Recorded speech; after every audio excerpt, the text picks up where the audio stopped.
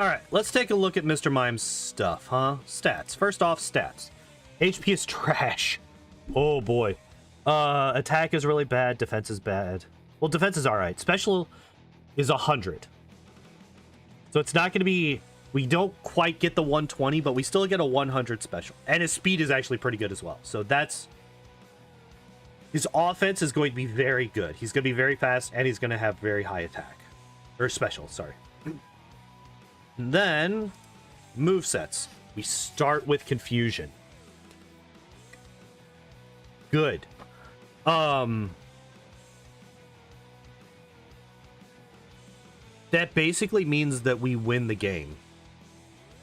The fact that we start with Confusion, there's not really anything that we are going to have issues with. We learn Thunderbolt. We do get Body Slam, but our attack stat is pretty trash. Maybe we use it again when we come up against, like, Kadabras and Alakazams and stuff.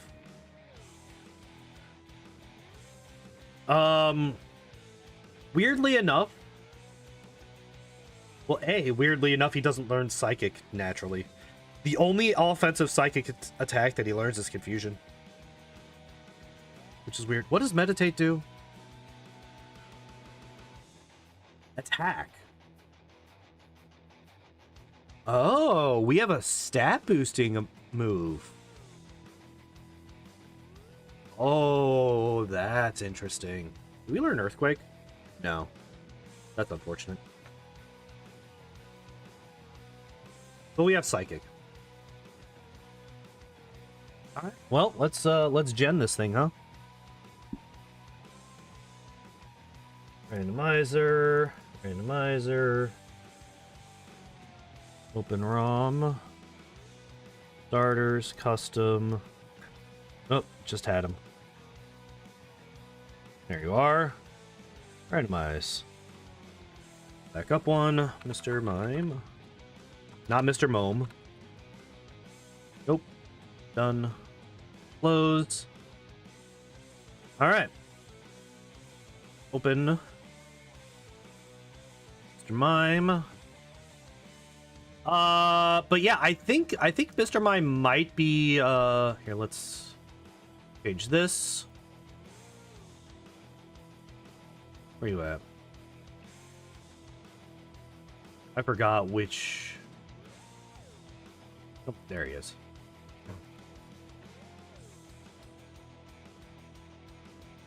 Alright, and death counter goes back down to 0. And... Is there anything else that I need to do to get set up for this? No, I think we just get into it. Alright. 3, 2, 1, go. And it was Mime Jr. For the... Hey, Star You.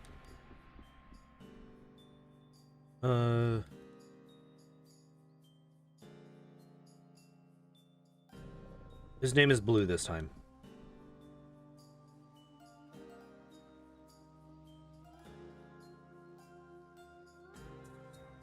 No, why do I always want to go down to the lab, even though I know that that's not right.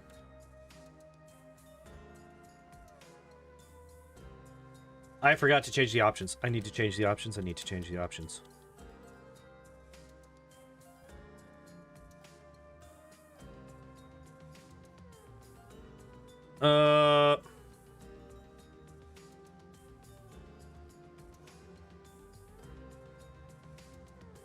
There we go. I'm Junior. Okay. We might actually be able to get through fairly easily. Jesus. Two-shotting the Squirtle. But yeah, we might actually be able to get through this fairly easily. Like, Mr. Mime is actually pretty good. Like I said, it's a little bit unfortunate that we get the lower of the two special stats. We get the 100 special attack instead of the 120 special defense as our special, but it's still a 100 base special. Go away. I don't want to see you ever. Please, let me in.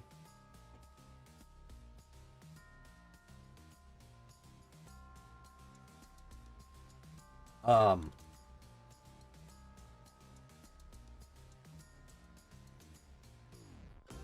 please stop talking. I wish to play the game, not talk to you.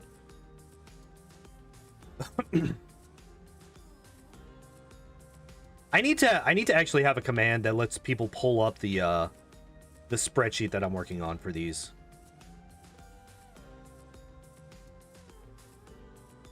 So that everybody could see what kind of times and levels and everything I have on all the Pokemon that I've done so far.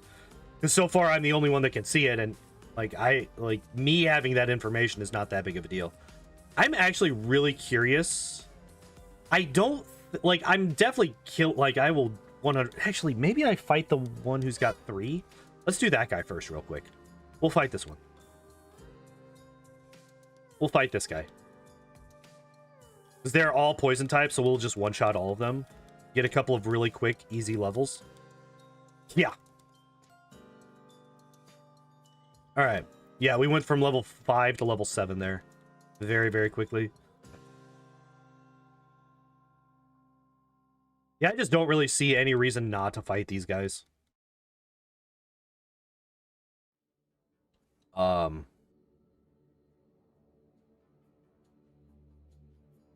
They take almost no time.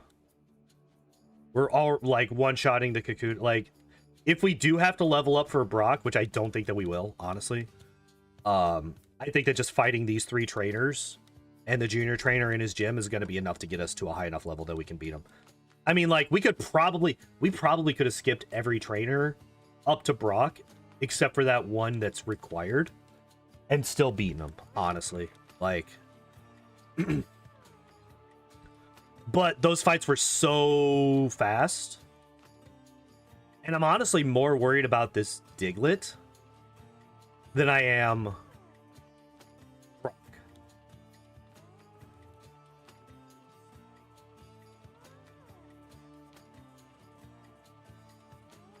Because barrier... is barrier a... Wait, let me look up what barrier does real quick. Oh, it boosts your defense by 2 stages. That's insane. I don't think we're gonna need it. Yeah, look at that. 3-shotting the Geodude. And it's gonna be another 3-shot for the Onix. Yeah, look at that. Like, there we go. No problem whatsoever. We're already past Brock and we're only 5 minutes in.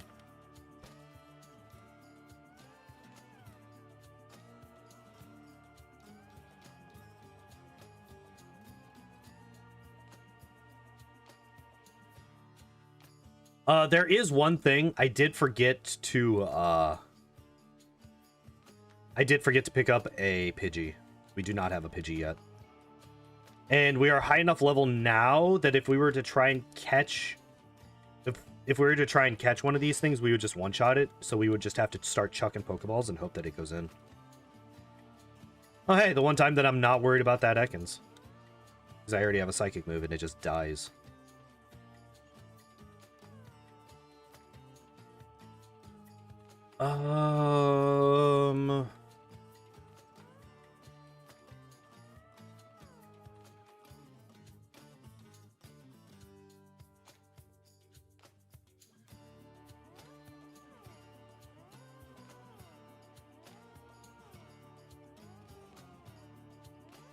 A few bricks of meat? Wait. It's not a descriptor that people usually use for that. I'm very happy that I went back. I'm very happy that I went back because we would not have been able to beat this guy. Actually, we would have, because we would have eventually struggled against him, but we would have had to get the win via struggle. Really? A Jigglypuff? I want a Spearow. Alright, we're just going to chuck a Pokeball. Hopefully it goes in.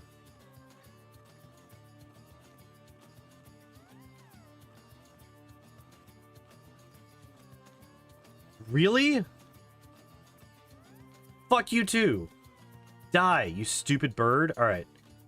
So, unfortunately, we need to go back now. Because we need a flying Pokemon. Wow, I can't believe I have to go buy another fucking 5 Pokeballs because that Spearow just refused to get in. Alright. This one should be a much easier catch.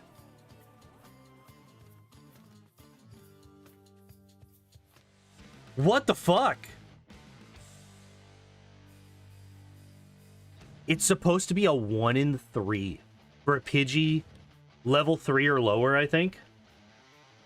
I think a level 3 or lower Pidgey is supposed to be a 1 in 3 to get into a Pokeball at full health.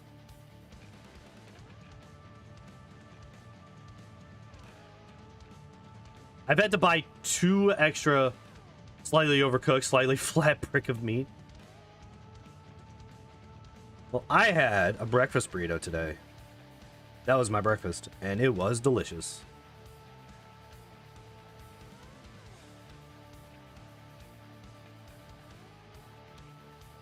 Do we learn... We don't learn, water gun, do we? There's no way. No. Could technically go in to learn Mega Punch.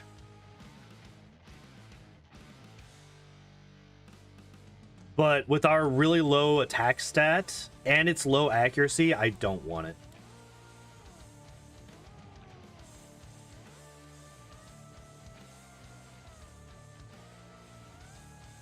I might teach Body Slam just so that we can get past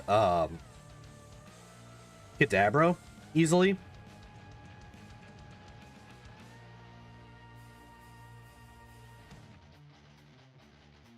Do I kill this? Probably.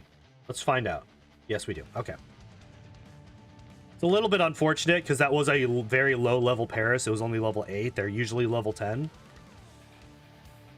I did want to test it, though. I did want to check to see if we could hit it and try and make it a little bit easier to catch.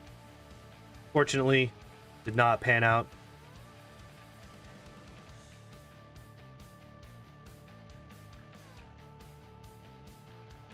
I was about to say, the Zubat's definitely dead.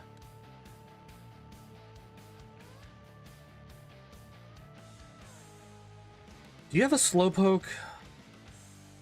No, you do not. That's right. He's got the 2 poisons in the Voltorb. Alright, we need to get another Paris to show up.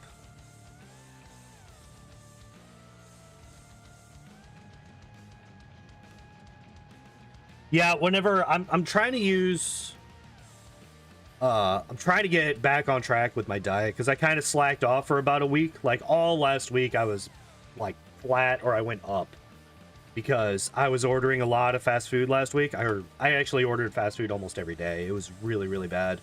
A, it's really bad for you, and B, it's really bad for my wallet. I spent way too much money on fast food in the last week. All right, so we literally just have to chuck some Pokeballs and hope he goes in. We will kill him if we hit him. All right, there we go. Cool. Beautiful.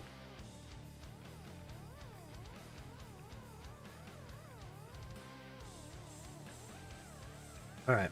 Now, we will then come down here, sell those extra Pokeballs, sell the TM, sell the antidote, and buy 5 repels.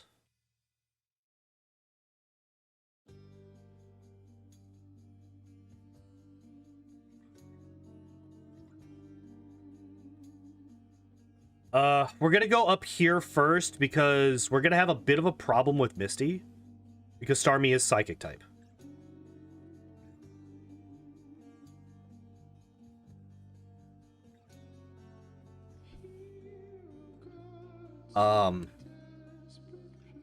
If we can get up to level 23. Ow. That fucking hurt. I mean, it was a crit. Oh no.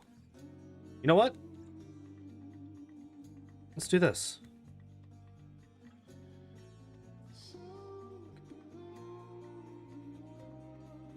If we can get up to level 23, that'll be light screen. That will help a lot against That'll help a lot against the Starmie. It'll be spamming water gun and bubble beam and stuff like that. So we can boost up our special defense pretty high.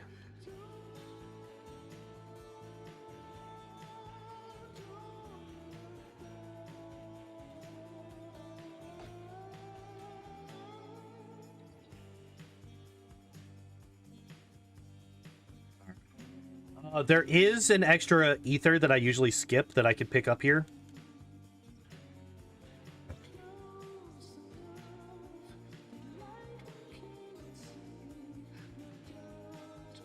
I have to fight an extra trainer to do it, which is why I usually skip it.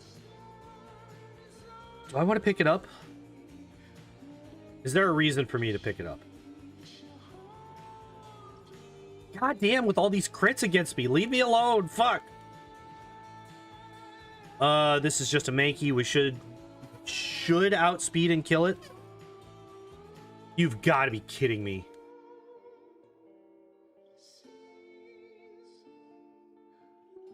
Of all the times to get a Gen 1 miss. Of all the times to get a Gen 1 miss, it's against a Mankey with a Mr. Mime when I have like 2 HP left. Fuck you, game. Wow. That's stupid. That sucks. Oh well. Can't focus on the past. Gotta just keep moving. So it's right up here, right north of from where I'm at now. Oh. Okay, so he does still have a Geodude. But he had... Okay, I thought he had 3 Pokemon, and I thought that they were all rock types. Weird. Actually did not need to fight this guy. I could have skipped this guy because I fought the other one. Oh well, too late now. Well, hello, Shelby Kitty. You want to come up and say hi?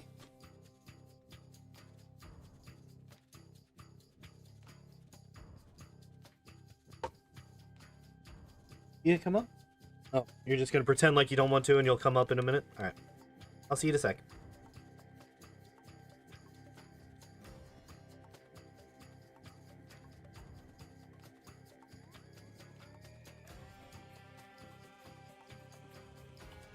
There you are.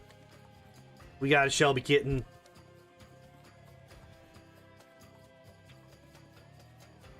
Second favorite Pathfinder race? Kasatha's really dope. I love the Kasatha. I had a long time ago, I had an idea for a Wild West campaign with a Kasatha that had a rifle and 2 pistols in his 4 hands. And I was never able to actually play that character, but I just love the idea of this dude just laying into people with pistols and, you know, taking shots with a rifle whenever they can reload. It was such a... I love that fucking character idea.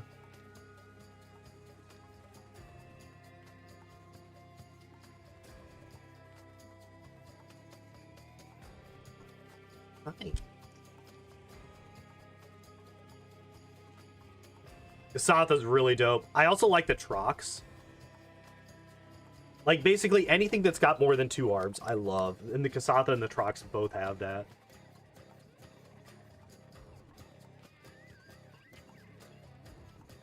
I love that the Trox can grapple you with their little bitty arms and then beat the hell out of you with their big strong arms.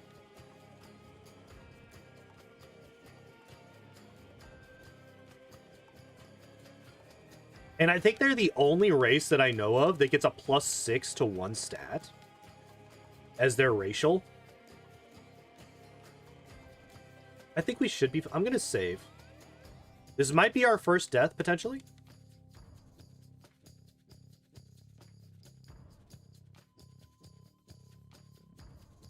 You mean the Trox look fun,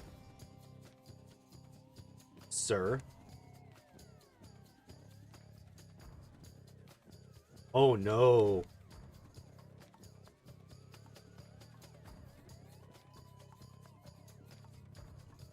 Did I get the... All right. So that's our first... Oh no, wait, that's our second death.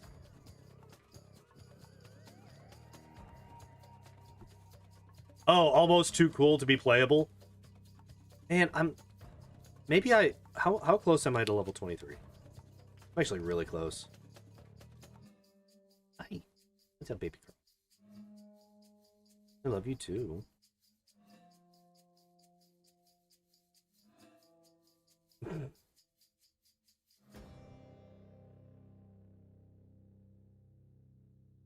See this cat right here?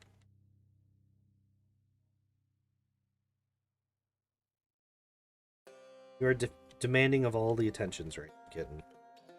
And I can't quite give you all of the attentions. As boring races compared to Pathfinder? Yeah, that's kind of what I've... Like, of the little bit that I've looked at for 5e and D&D in particular, or just in general, I mean, it's that... There we go, there's light screen. That's all I needed. I think with light screen, we have a much better chance at beating Misty. Because we can set up light screen against the Staryu. Staryu's not going to do that much damage to us.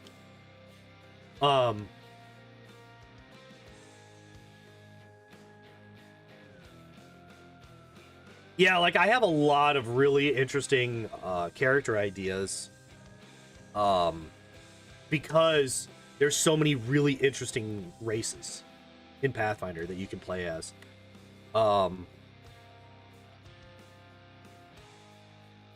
Like the... Oh god, I can't remember what they're called. They're like the golden people that are like resurrected. They're like kind of based off of Egyptian like sarcophagus and pharaohs and stuff. All right, so light screen. Oh, it's light. Wait. Light screen. Oh, light screen is one. Duh. Wait. Let me just double check. Is this...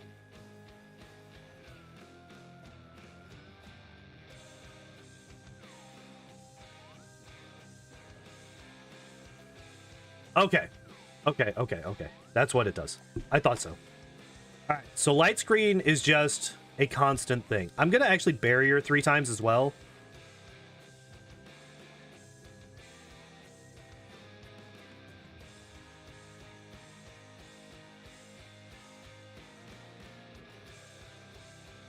I would really like to get the confusion proc on confusion. Come on, that crit. Did I save before I came in here? Let's do the safety thing. Reset. I did, okay.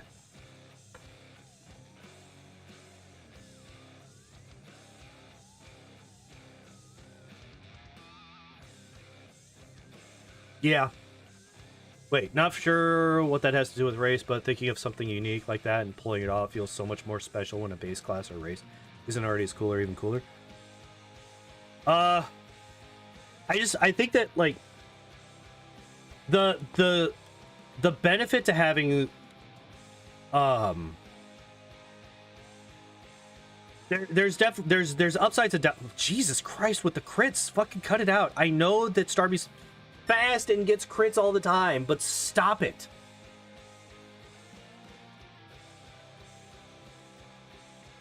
That's death number 4. Maybe I just come back? Do I just come back? No, right? I could come back with Body Slam. Maybe I don't bother with Barrier. Maybe I was taking too much damage. Fucking cut it out! Jesus Christ!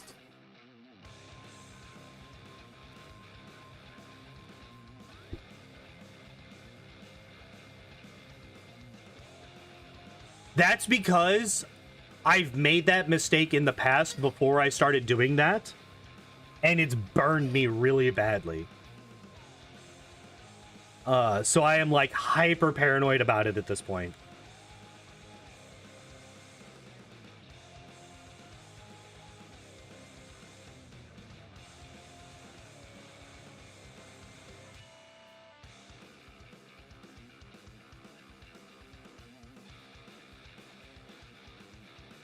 Okay, all I needed was for Misty to not crit me 3 times in a row.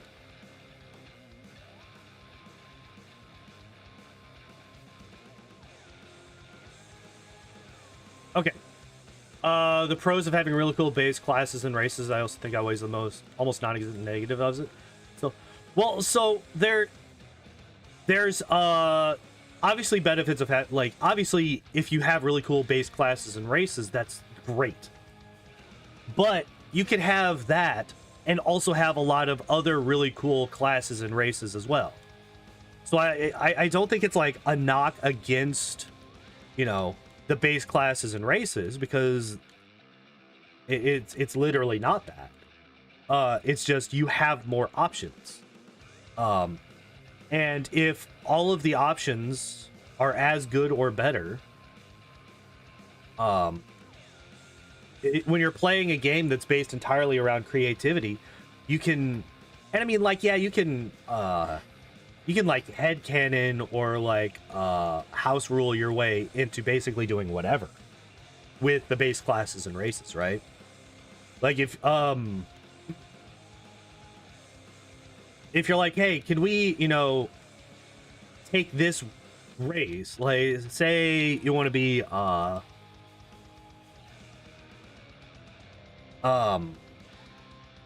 what, okay, here's a comparison, or an example, I should say. Here's an example. I wanted to play a Suli, which is a Pathfinder race, which is like a combination of all of the different like Geniekin. So like the Ifrit, the Sylph, the Nereid, I think is the water one. And I can't think of the earth one. I don't think it's Oread. Maybe it's Oread. I don't know. But like all of the Geniekin. And Suli is like the combination one. It's all 4 of them in one. 1, 2, 3, 4.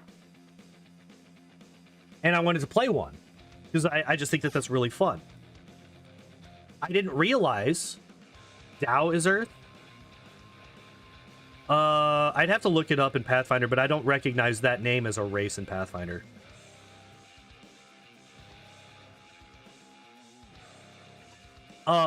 But it wasn't until I went in almost like the day before we started the campaign, which unfortunately this campaign didn't last for very long,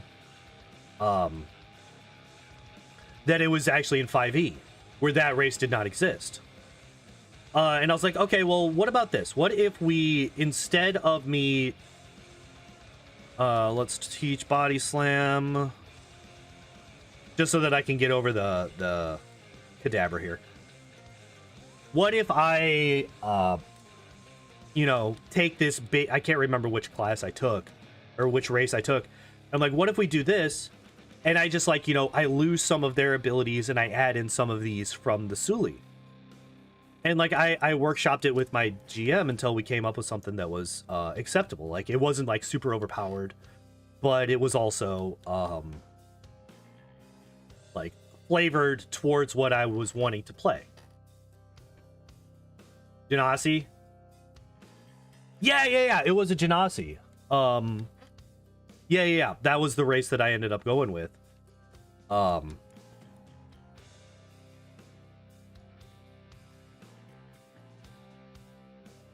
right, let's teach cut. And then dig.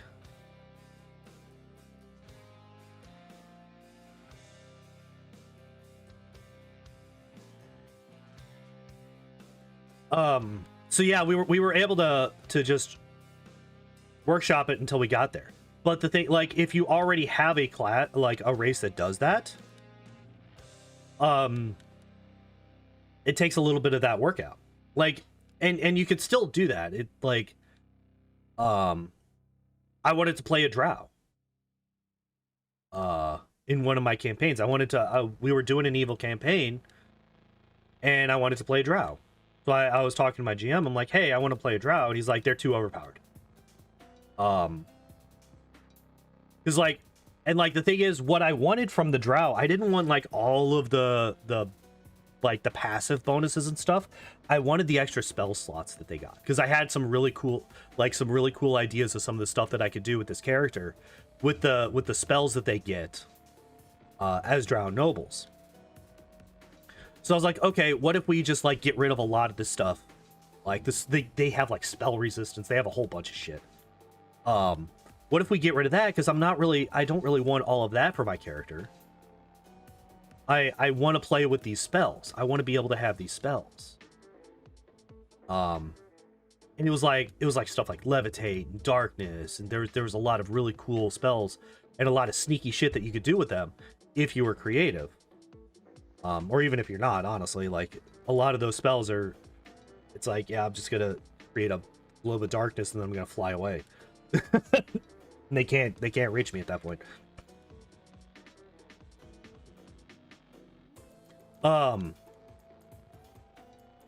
No, fuck. I spammed too much.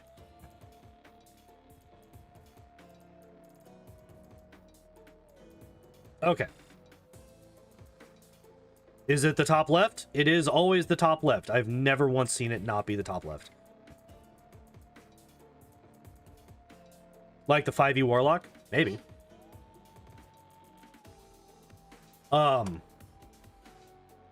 But yeah, so like it was basically just, maybe I should light screen.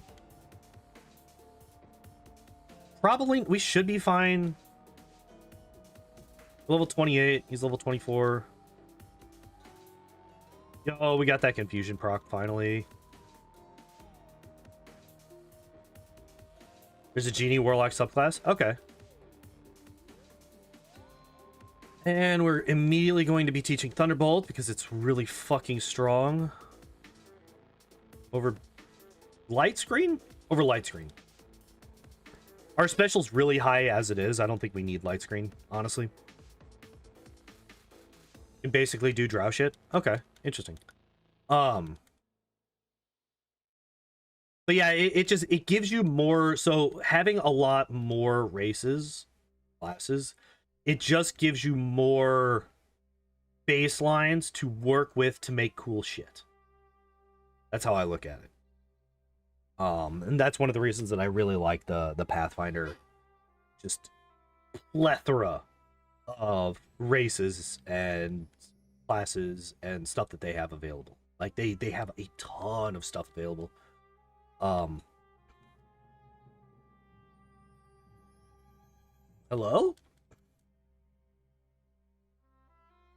I was spamming A. Why did I not heal? Was I holding down? Did I forget that I was holding a button? Probably. Yeah, unfortunately that character died because we forgot a basic component of the race. So we still kept the elven immunities bit that drow have, where they are immune to magical sleep effects and stuff like that. We forgot about that, and I fumbled a save against a sleep spell when I was level 4. So I was literally the max level that I could be and still be affected by sleep. The enemy had a wand of sleep. Hit me with it. Me and my GM both forgot that I was immune to sleep effects. I fell asleep and a giant came up and smashed my face in. It was not an ideal situation.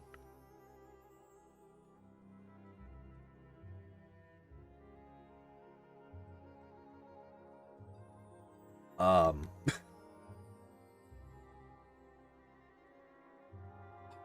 right, so here's a cool thing. We have an answer for slowpokes now. Slowpoke and Slowbro was like one of the things that we were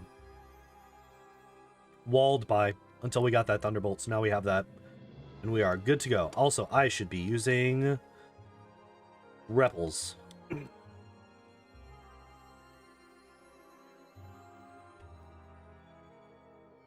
Like, one of the things that I really like about Pathfinder 2e is the fact that they have the that lizard folk were introduced really early. And that's just like a really fun race to play with.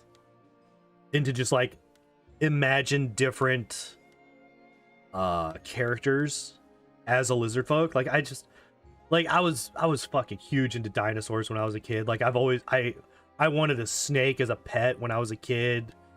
I've always loved reptiles, and having lizard folk as like a really early a race that was available really early in 2E as a playable race was just so fun to play with and so fun to toy around with and try to figure out what kind of classes, what kind of characters I would like to play as. And I've said this a couple of times. I've never actually played 2E. I've GM'd one session of 2E. Had a lot of fun with it, but I'm not good at GMing. And also, you know, scheduling adult peoples to do a thing is impossible. So we weren't able to make it a consistent thing, and it ended up falling apart because of that. But I really liked playing I really liked playing with the 2E mechanics. And I just really like how 2E leveling up and class building and character building works. Not that way. I remember that guy for some reason being absolutely terrifying. So remember how with Ekans, I think we were still on Brock at this point? I think we were on Brock for over an hour before we finally got rid of him. Do I learn? No. Why would I even think about learning double slap? That's such a trash move.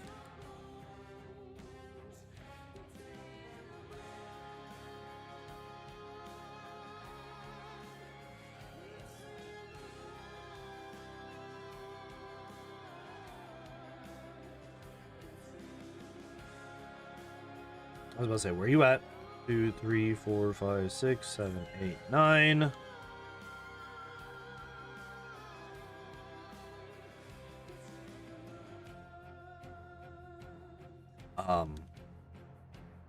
Yeah, like I have one that is an evil champion, a lawful evil champion, which is a lot of fun to play with. Let's sell the potion. We could sell the 2 repels. We could sell the 2 nuggets. You can go away. You can go away.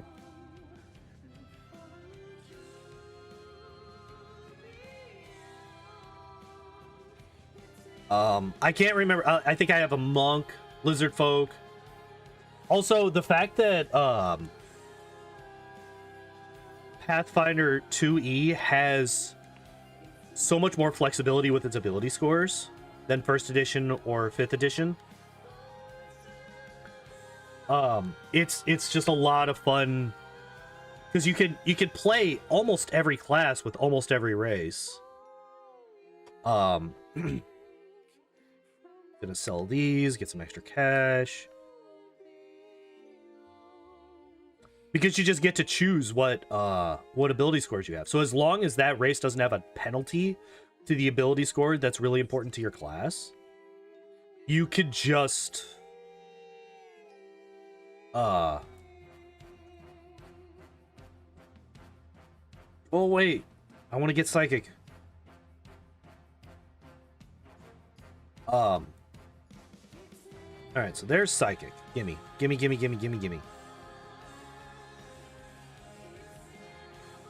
gonna get rid of barrier. The reason I didn't get rid of confusion and I'm getting rid of barrier is because PowerPoints.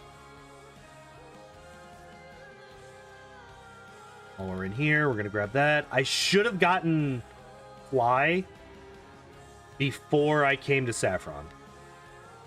I did forget to do that. So we're gonna do that now before I forget again.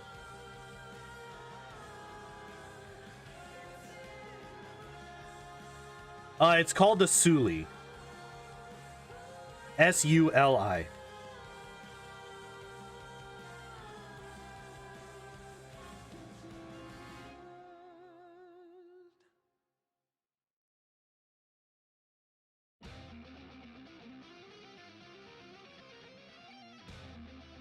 And I will admit, part of the reason that I wanted to play the Suli is because there was some power gaming aspects to that. I do tend to power game a little bit. I try not to do it too much, because I know that like if I go too far into that, it can be detrimental to the fun of everybody else. But I do like to be able to pick up the slack of other people if you know, I'm playing with less experienced players, which is usually the case with me. I'm usually playing with people that haven't played quite as much as I have, and are relatively new to tabletop gaming in general. So I tend to try to power game enough that I can pick up the slack if necessary, but not so much that that I'm hurting the fun and the of the other players and their ability to feel like they are also like contributing to the you know, to the fights or to the situation, whatever it is that we are in, right? So I am a little bit of a power gamer. I do try to keep it under wraps a bit.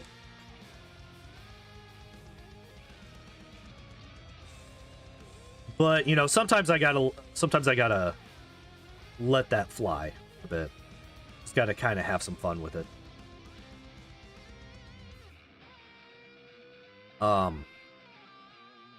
Like, literally, my first character, he was a summoner bard, which we weren't playing Pathfinder at the time. We were playing a rule set that my buddy had made up entirely on his own. So the summons were actually a lot more powerful than they are in Pathfinder. And like the whole point of that character was I wanted to be able to summon really strong monsters and then be able to buff them and heal them and all that stuff so that I could basically play every role in the party if necessary.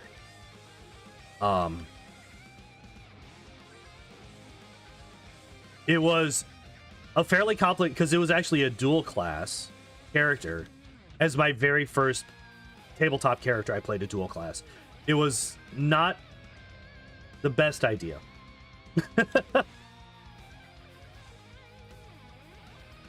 But I had a lot of fun with that character, and he's still around. Like, that character is still alive. He never died. He's been converted from that to Pathfinder. He's been in a couple of other times, so it's kind of to the point where it's like we don't really like convert. Like, he's been converted so many times that he's kind of become unplayable because we don't really know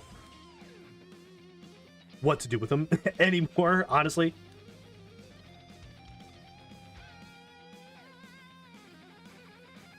And like sometimes you kind of have to power a game a little bit in tabletop, because otherwise you're going to get smashed.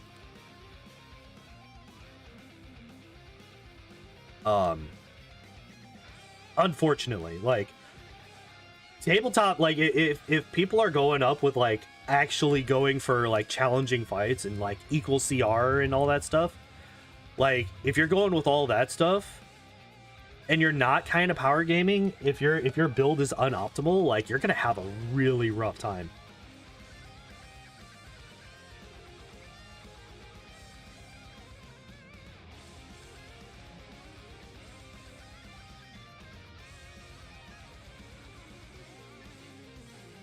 I probably, let's see. Nope, confusion doesn't quite beat the Rhyhorn.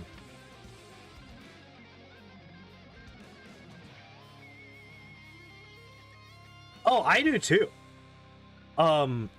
It's why I got so into speedrunning the Kingmaker and to a lesser extent Wrath of the Righteous. Is because I loved the combat so much.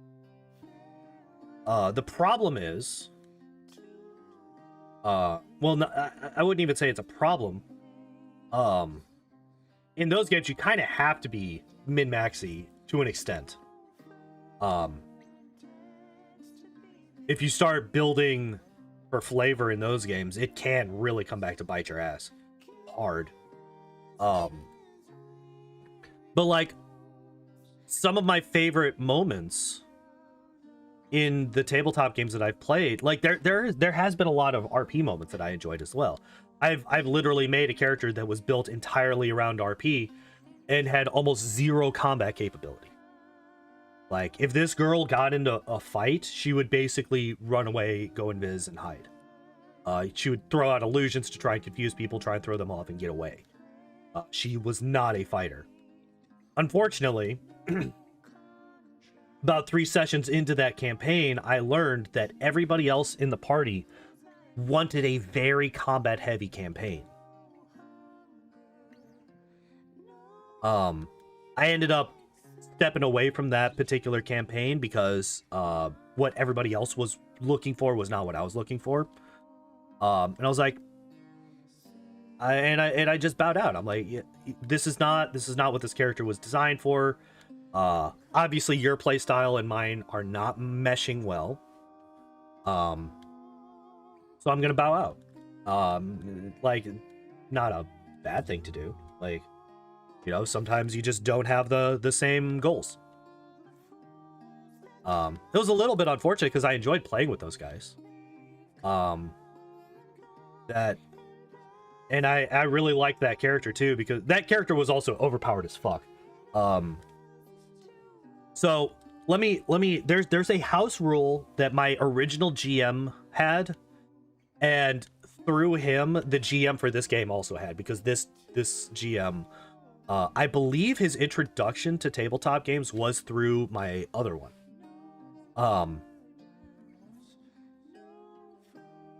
And so the house rule is, if you are rolling...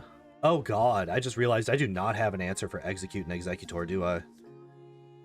I have body slam and that's it.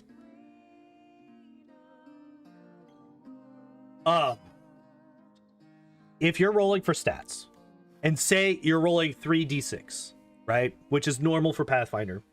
And, well, for basically every tabletop RPG, right? You roll the 3d6, and, you know, you put it into the stat. Well, he had a rule that if you rolled a 17 or an 18, if you're rolling 3d6, if you roll a 17 or an 18, you get to roll another d6 and add that to it. And if you keep rolling 6s, you can continuously add those 6s to your stat. So this character's name was Lara. L-A-R-A, Lara. This character ended up, I think it was a 32 charisma at level 1. Because of that. I got so insanely lucky with my charisma rolls that I ended up with a 32 charisma. It was insane. Obviously. So she could talk her way out of anywhere. But what I used her mostly for was talking her way into the pants of everybody around her, because she was a seductress character. Primarily because I wanted to get a little bit of vengeance against my GM, because he had killed my prior character, and I was a little bit salty about that. I will be completely upfront about that. I wanted to make him a bit uncomfortable because of how he had killed my other character. 46 dropped the lowest. Yeah, that is what we ended up doing. I'm just, you know, the end result is 3d6, right? The end result of what you end up having is 3d6. Let's save. I don't think I'm gonna run into where I have too many of a thing yet. You find a lot of cows. You know, fuck it. Can't quite get 6, but we can buy 5.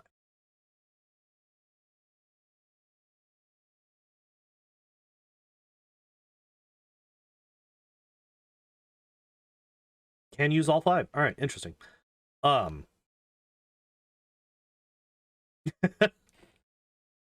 So basically the whole point of the campaign was we were a coven of witches. And we were basically trying to and the world, that world had been completely like, there was a religion that had taken over the entire world.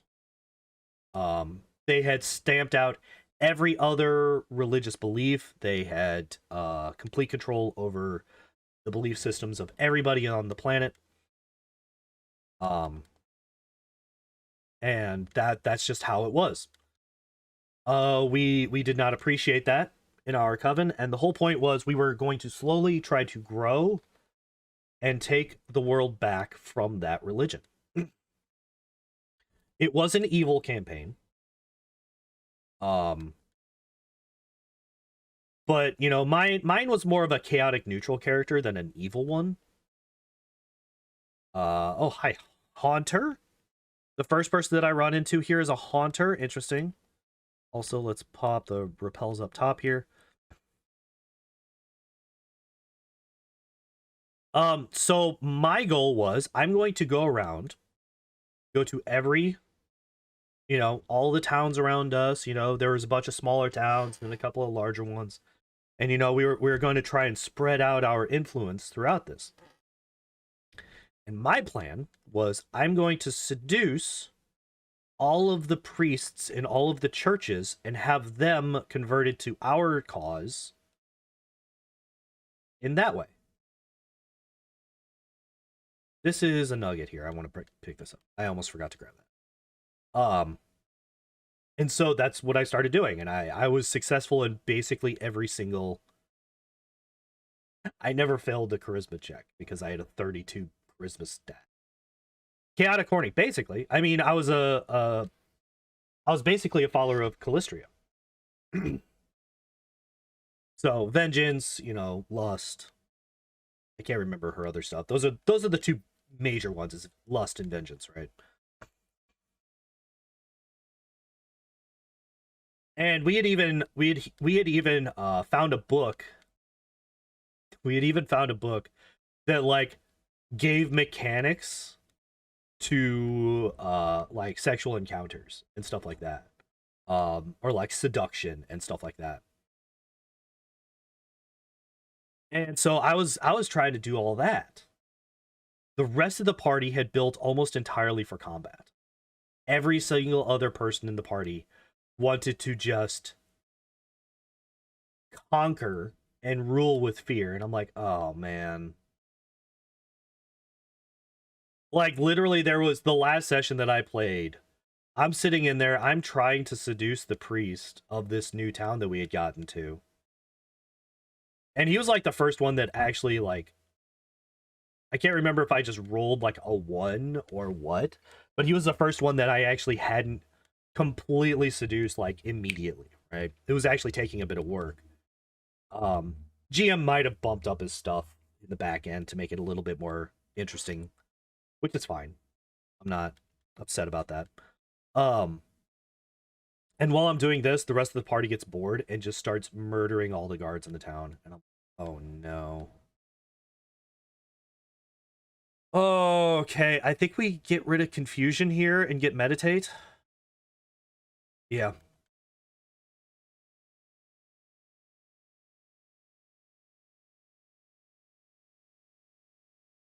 That's kind of when I realized, oh, we just don't want the same thing in this campaign. We just do not want the same thing. Because, like, if we all, like, we could have, you know, they could have gone around and started talking to the townsfolk and, like, you know, slipping ideas into their heads about, hey, this isn't right, that, you know, this particular group just has, you know, dictates what everybody's supposed to believe. Like, what if, you know, what about this and this and this? And, like, people believe this stuff for centuries, and now all of a sudden it's, you know, outlawed, basically. And, like, that's kind of how I was looking at it. And the rest of the party was like, no. Kill, conquer, murder. Like, ah. Okay. So, like I said, at the beginning of this, we just didn't have the same goals. Which is fine. Oh, that's right. I forgot to pick up my bike. That's fine. Did you see? Did you see it happen? I got through without getting into combat.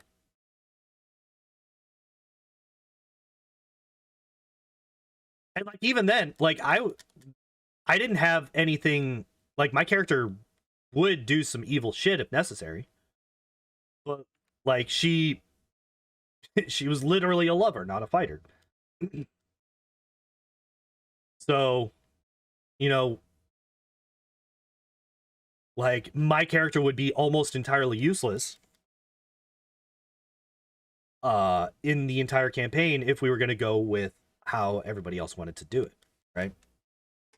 So, I just backed out.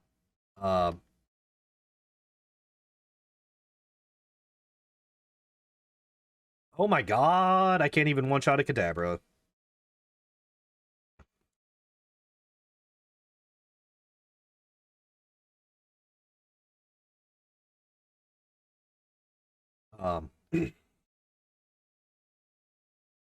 Fulfill your power fantasy.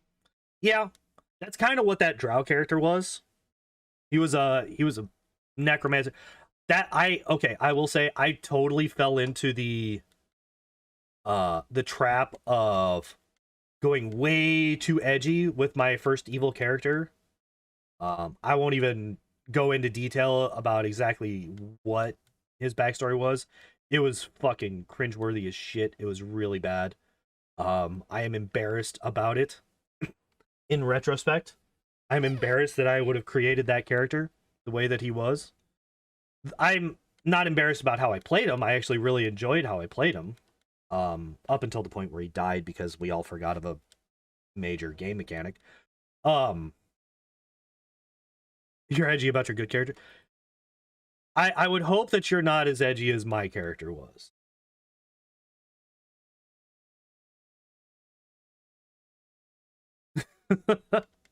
Like, it was not like a fun edgy. It was like a really gross, like, it was bad. It was bad. Like, he was a drought, and like I was building him. It wasn't only just me that did it. I was actually taking reference when I was building that character from the Drizzt series, because I had recently read the first 3 books where like he's actually in the Underdark and he like escapes the Underdark. So I was kind of building it based on what I knew from those books about the Drow. And they're like very sexual. They are very, forceful in their sexual encounters sometimes. They're not entirely particular when it comes to family members, when it comes to sexual stuff. And like I incorporated all that into that character. And like looking back on it, I'm like, that's real. Ugh. It's not good. It's not a good look. It's not a good look. Don't do that. Um so yeah, really cringeworthy. Really not a fan of that character that I made.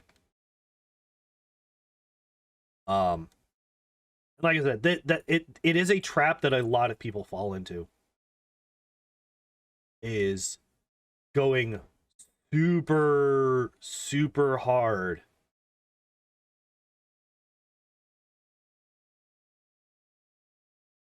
into the gross, edgy, like, ugh, parts of things.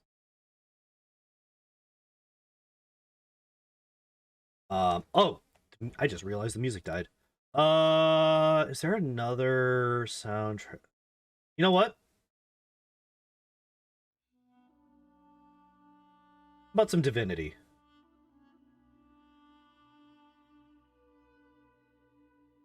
I don't actually know the Divinity soundtrack. It was just like on the recommendeds for that video that I was just playing.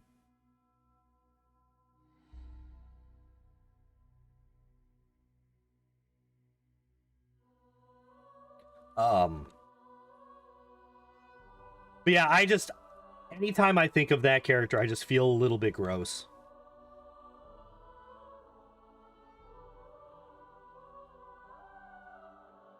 Um and I really wish that I had not created him the way that he was. Like, maybe that is like, I don't know. I don't know. I think I had just gone a little bit. I could have pumped the brakes a little bit at least, but I just didn't. But anyway, um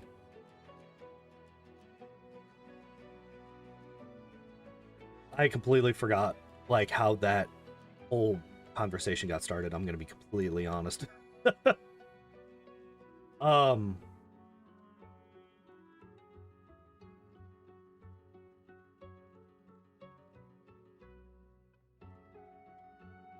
How did we get on that topic? I know we were just talking about RPG characters and stuff, but I don't remember exactly what we were talking about. I have forgotten. No more room for items, blit.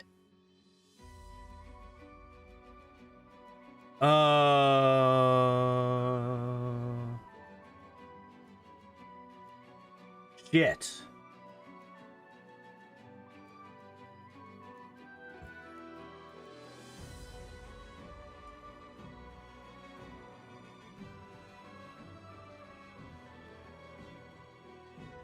Okay.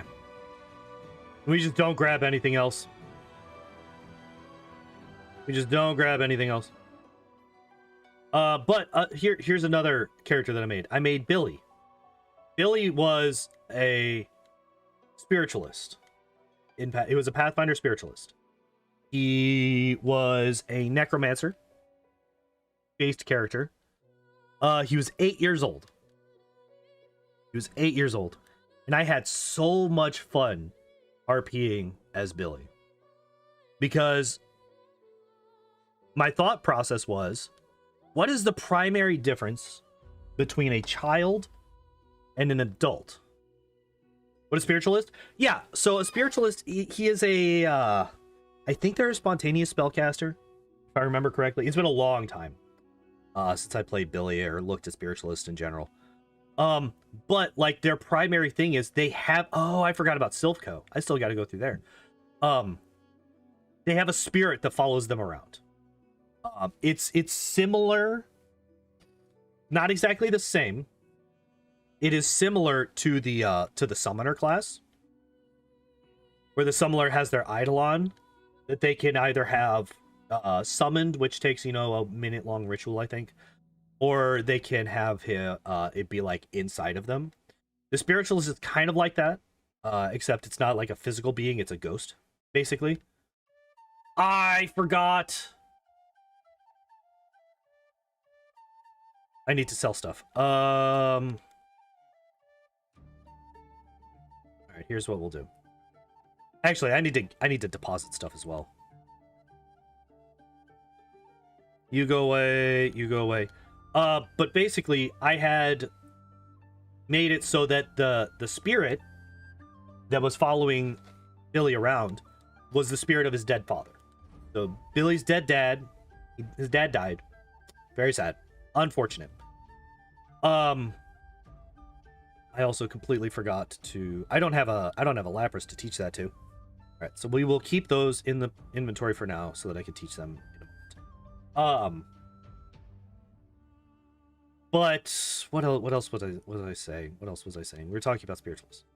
I don't remember a whole lot about the actual mechanics of spiritualists. It's been a couple of years now. Since I played it, I think. God, has it really been that long already? Guess so. Fuck. I need to play more tabletop. Because Billy was one of my more recent tabletop characters. Oh, that's right. I already fought him.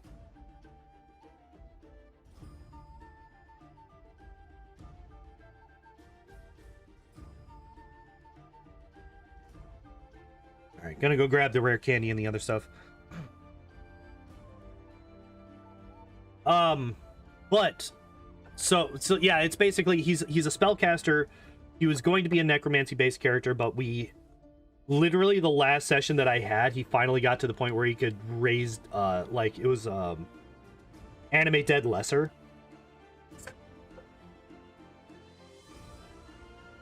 Which is a level 3 spell. Or I'm sorry, a level 2 spell. So I had just barely gotten to being able to use level 2 spells when we stopped playing with Billy. So I had just like unlocked his ability to do the thing that I was building him for. And that campaign kind of just fell apart, unfortunately, as they tend to do. You know, sometimes. Again, trying to keep a bunch of adult peoples together and be able to get a consistent meetup time to play D&D is fucking impossible. So we ended up having to cancel that one. But the reason that I loved playing Billy so much is, like I said, it's like, what's the major difference between the way an adult works and thinks and the way a kid does? And I came to the conclusion that the biggest difference is very simple. A child doesn't have much impulse control. There's basically no impulse control in a kid.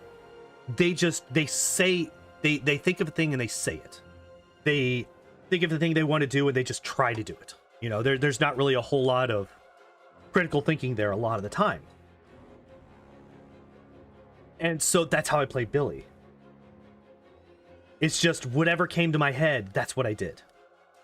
Whatever like words came to my head, that's what I said. It was just like completely zero impulse control. Like it wasn't random. I want to make that clear. It was not me being LOL random.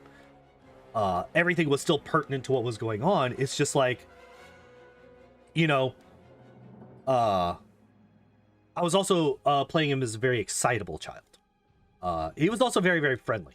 He was not like an evil necromancer character. He knew a couple of neat tricks. Because there is a spell in Pathfinder called, I think it's like corpse speech or something like that, that basically makes it so that your character can make a dead body talk. And we ended up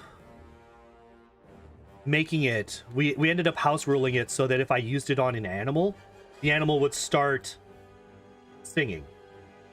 And this primarily came from the fact that we were in a fishing village. And so I was like, oh, what if we have those talking, like those singing fish that people have? Those like really cheesy singing fish. What if we did that? And so we did. Another really interesting about the spiritualist is that touch spells can be, you can cast a touch spell and have your spirit touch the thing. And so what I would do is I would have my spirit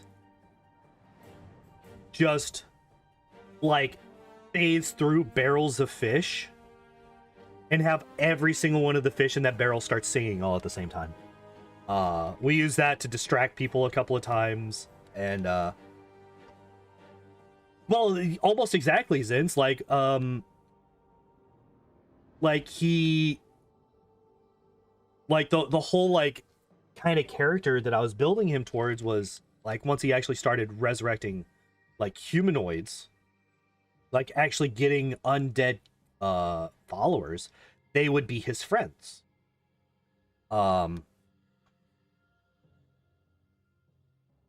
Like he would not consider them servants or anything like that. He would consider them friends. He would play with them, you know, have fun with them.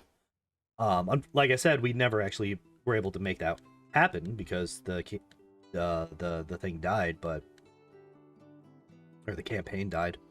But that was kind of the plan, was they were going to be his friends. But like there was, funnily enough, we actually got a quest to hi kitten, to like investigate some grave robbers, because I was the kid in the group. Like the other two characters, they were like normally aged for D&D campaign, like late teens, early 20s kind of characters. I don't know why I talk to you. I'd never need to talk to you. Go away. You know what I think about your Master Ball? Get out of my inventory. Love you.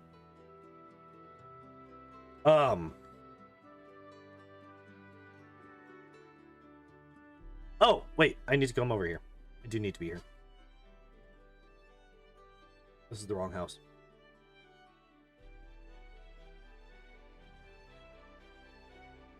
So we were in the graveyard at night.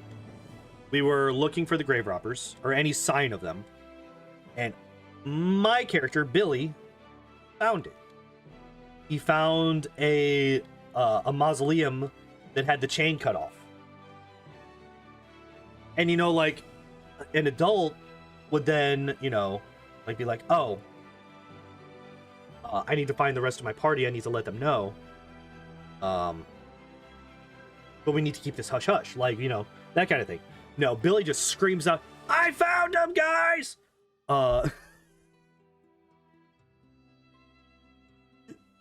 Which led to some interesting things. So yeah, it was literally like, it was a lot of fun. I loved playing Billy. Billy was so much fun because it was just shit like that. Like I would like not normally get us in trouble. Actually, weirdly enough, Billy's antics didn't really get us in trouble that often. But every once in a while, you know, it would cause things to happen. It would create situations that needed to be dealt with, let's say. And I had a lot of fun with that. I loved Billy. Billy was so much fun. I want to play Billy again sometime. I keep trying to get my GM to play Billy, to run Billy again. It's just kind of difficult, unfortunately, because Billy is now a solo character in like a school setting, and my GM and I have been trying for a while to figure out how to make that like semi-interesting.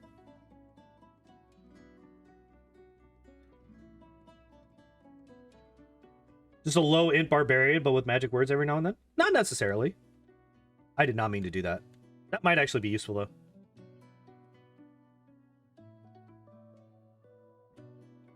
Wait. Is this... It's just one. It's just one stage. Okay.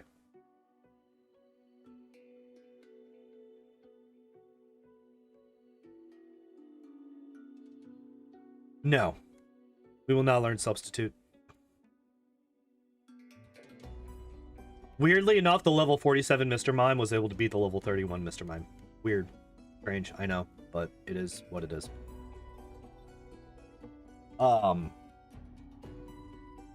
Yeah, I wouldn't say a low int barbarian, because like it's like a lack of wisdom, right? Because he's just not experienced. He's a little kid. He just doesn't understand. He's not stupid. He's just inexperienced. And that's kind of how I was trying to look at it, which is a difficult balance, right? That is a difficult balance to reach. Like intelligent, able to understand things once they are presented to him, but inexperienced in the world and doesn't really know how a lot of things work. And so he will do things that some people would consider really dumb, but it's coming from a point of innocence rather than stupidity or like willful ignorance, right?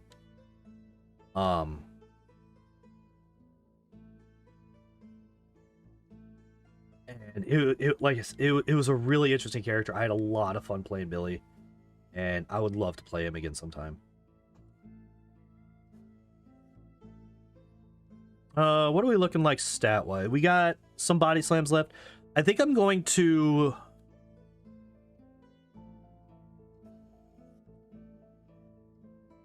I think we bought just body slam. Oh, that's fine. We can two-shot.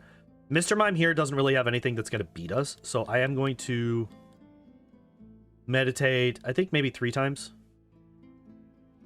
And then body slam. How low int barb is played most of the time. I think the major difference would be, so Billy would not stay that way. Like as he learned more, as he experienced more in the world, he would change as he learned more. Which a lot of people will. Well, I can't say how everybody does this, because I've only ever played with my group of characters, but everybody's character was pretty much static in their in like the way that they treated everybody and the way that they like looked at the world.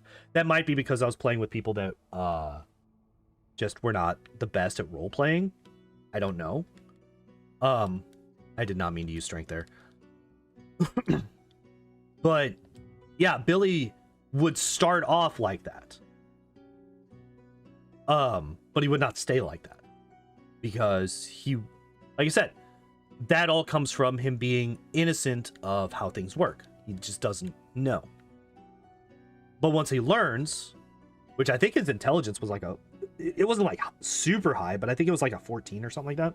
It was like relatively decent. Like pretty decent. I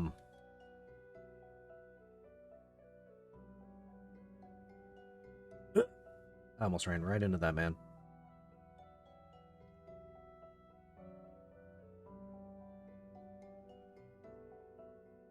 So he would learn what is acceptable and what is not, like what is expected and what is not. But he was also a fucking street kid. Like he grew up on the street. He did not have a home. He was a fucking rugrat. Not even a rugrat. He was like a street rat.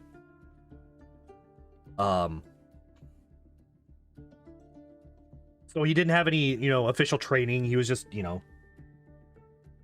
he had some people that took care of him, like made sure that he didn't fuck himself up too badly and all that. But he didn't really have anybody to teach him, like, hey, you don't want to do this because of this. You want to do it this way because of that.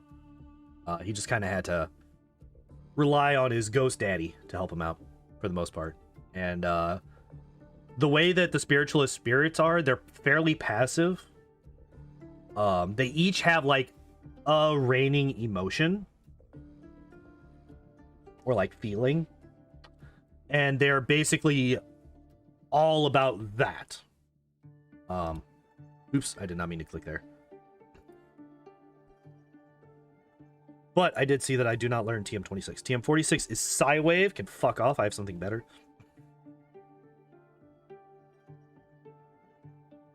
Alright, so we're full on calciums. We're not full on either of the others. Alright, so we're going to sell the calcium. Wait, how much money do I have? No! Damn it! Damn it! I saw 69,240 and thought we had gotten to 69,420. Damn it.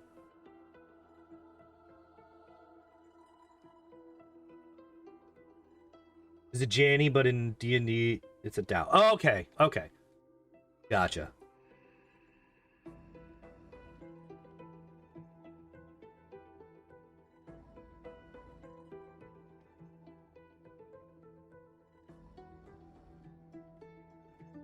Do we one-shot the Ninetales? We do not.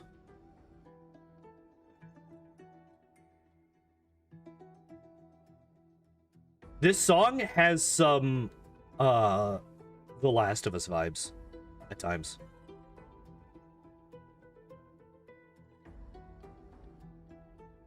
Right there.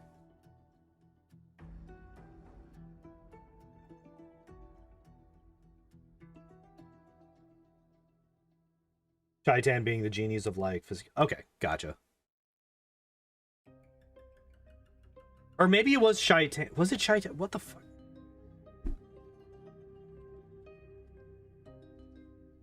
Pathfinder. Let me just look at it real quick. Shaitan? Apparently it's pronounced Shaitan, not Shaitan.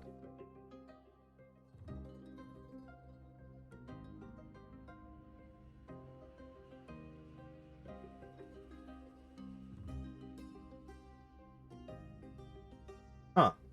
Wonder...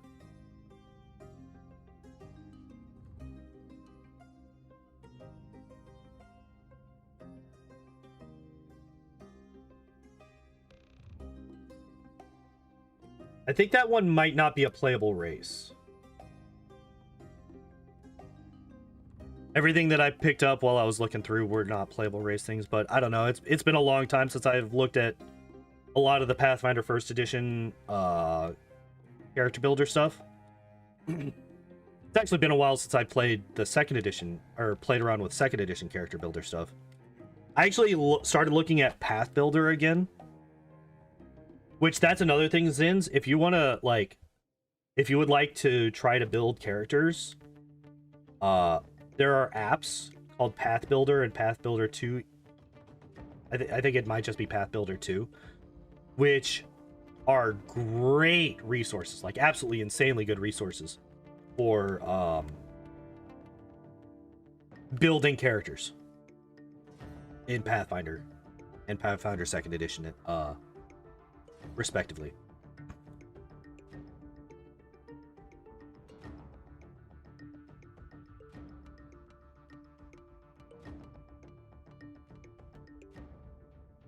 Only got 2 psychics left.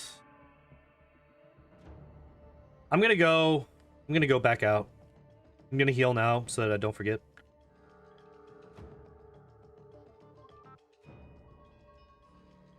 But yeah, I loved using those. Like, I have so many characters built up on those. I probably have like 40 or more fully built level 1 to level 20 characters in Pathfinder 2nd Edition, because Path Builder makes it so easy to do. I don't have their items, I just have like their fucking classes and their feats and their abilities and all that stuff. I have so many that are built and ready to go from level 1 to level 20.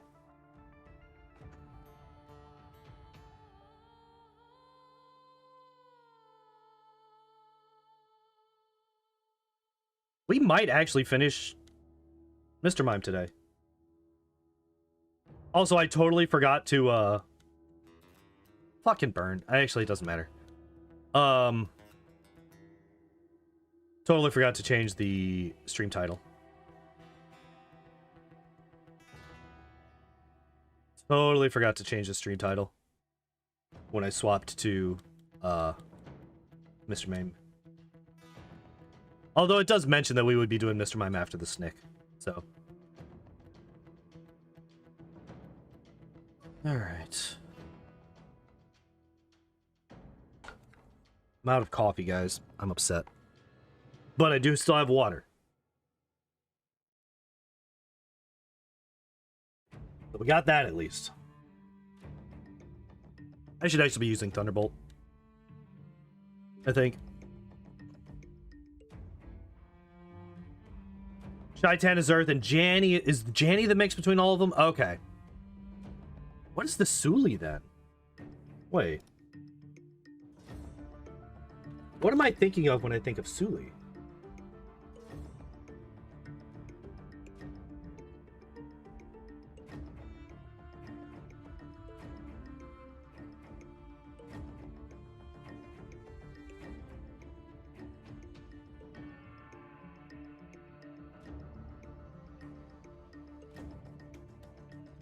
No, Janny is...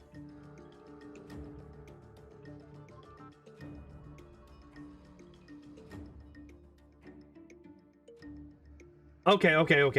I see. So Janny is like the full... Okay. The full genie, whereas Suli is the genie kin. Okay.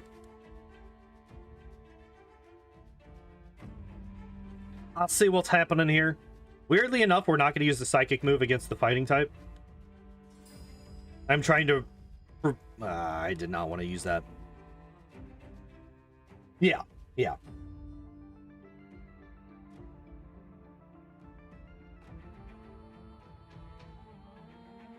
We will use psychic against the ground poison type, though. That's a question. Is there a ground fighting type yet? Or like a rock fighting type?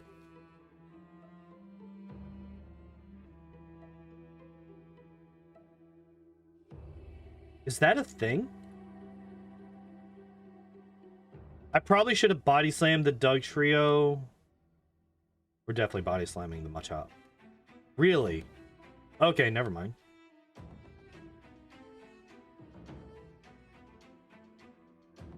Terrakion? Oh yeah, those are all fighting types, aren't they? That's so weird.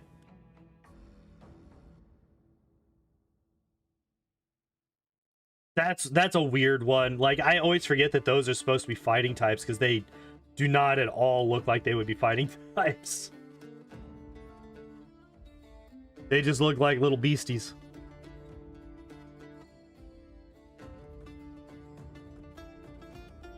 Great Tusk is ground fighting. That is also very weird.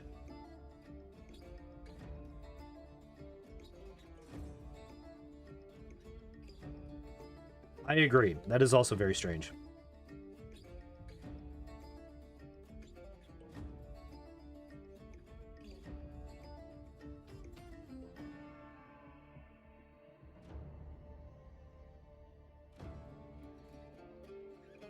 I wonder if there are any... I mean, probably Dragon X. Like, there's probably a lot of Dragon somethings that don't exist. I wonder if they'll... Why has Nintendo made a Pokemon MMORPG? Because I will tell you exactly why. Hardware limitations. Like, have you been to the lake in Pokemon Violet and Scarlet? Have you seen the absolute lag and nonsense that happens there? And that's just with wild Pokemon showing up and some water physics. Can you imagine how fucked the lag and the latency would be if you had, you know, hundreds of other player characters in the area?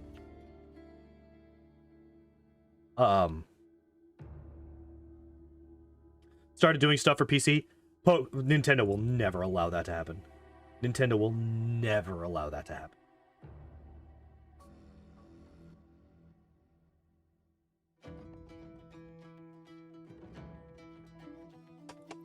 Yeah, no way. No shot. No shot whatsoever.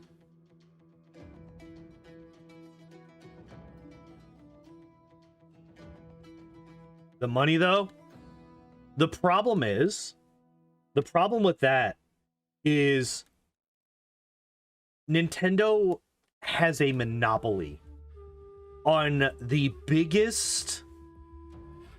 single biggest franchise in the world. They have a monopoly on it. They will never give up that monopoly. It's not going to happen. It would be great if they did, but unfortunately, it will never happen.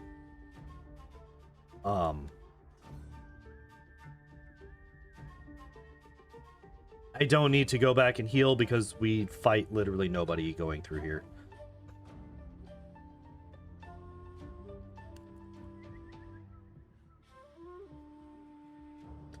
Yeah, it would... Yes, they would be able to sell to more people. However, a huge number of people that will play Pokemon games already have a Switch. So the extended audience is very small compared to the audience that they already have. And the loss of complete and utter control over that IP would be way too much for Nintendo to be willing to risk. And that is the long and short of it. They will never let that happen because they have a monopoly on the biggest merchandising franchise in the world. And they will never give that up.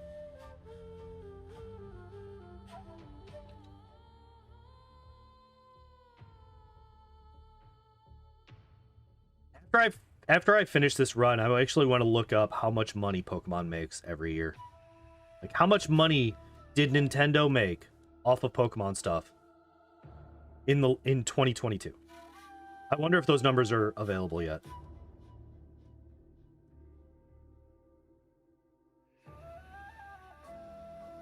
Yeah, that's what I'm saying. Like, the Pokemon Go, like the like 2 or 3 Pokemon apps that are on phone, that's probably, like, that is about the extent that you'll most likely see.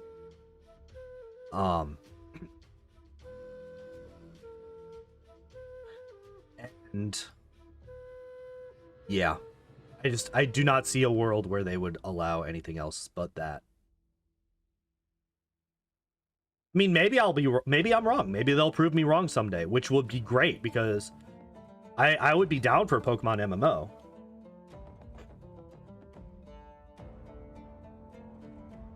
Yeah, those like Ghostware games, the ones that are like not publicly available anymore, that's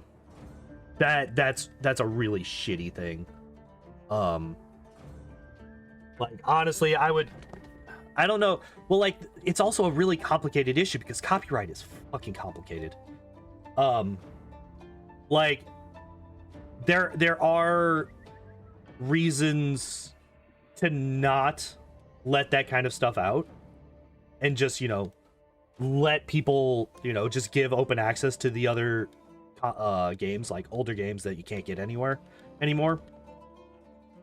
But if they ever want to like revamp that series or something, because like everybody knows how fucking much Nintendo loves to re-release things, right? Once for Lorelei, Lance, and Champion. So just 2. So I can use 8 rare candies here.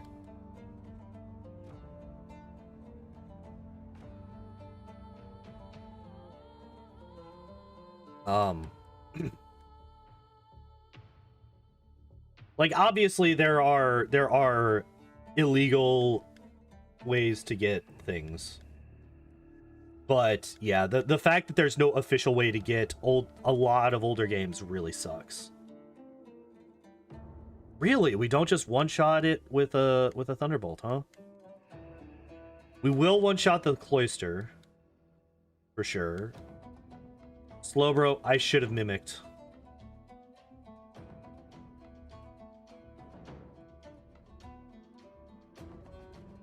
I should have gotten... We got the 10%! Alright, cool. Yeah. Like, I really like... So, apparently, Sony and PlayStation are handling the God of War games in such a way that...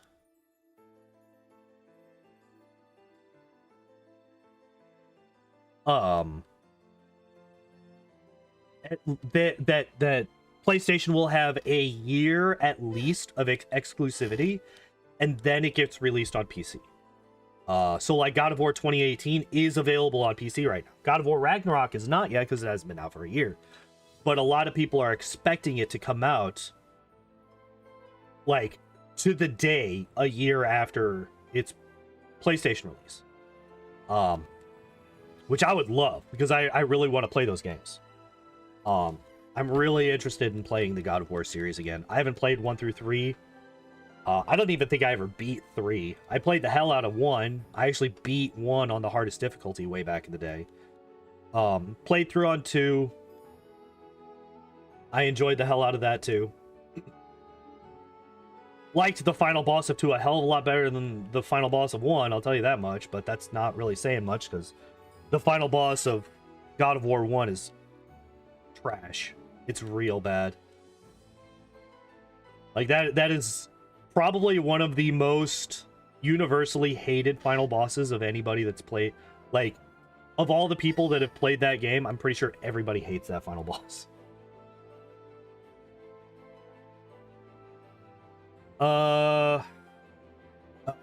Elixir, for sure. We'll also wear candy.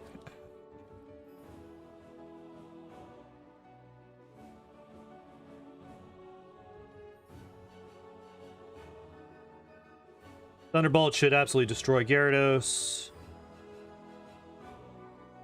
Oh, shit.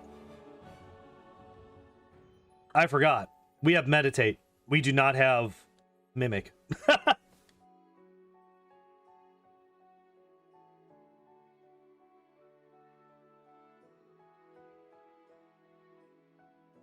Yeah, that's true. That's true. And like so I'll straight up say I am playing this on emulator, but I also have a physical copy of this game as well. That was a mistake. I should not have done this. Am I fucked? I think I'm okay. All right, now we got to kill it. Now it's dangerous. All right, I did those 2 meditates. Really, still wasn't able to one-shot them. Okay. 3, 4, 5, 6. Please stop.